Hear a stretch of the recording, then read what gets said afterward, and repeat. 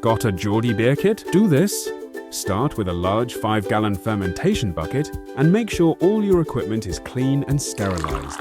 Pour the contents of the beer kit into the bucket, add 1 kilo of sugar, then pour in around 4 pints of boiling water and stir until everything is fully dissolved. Top the bucket up with cold water to the correct level, making sure the mixture is lukewarm between 18 and 24 degrees. Sprinkle in the yeast and stir it through the liquid. Cover the bucket and leave it somewhere at room temperature to ferment. Check the specific gravity each day, and once it stays at or below 1.005 for 2 days, fermentation is complete. Add half a teaspoon of sugar per pint into your bottles. Carefully siphon the beer into the bottles, leaving the sediment behind. Then seal and gently shake to dissolve the sugar. Leave the bottles at room temperature for a few days, then move them somewhere cool to mature and clear. Once ready, pour carefully into a glass, leaving any sediment behind.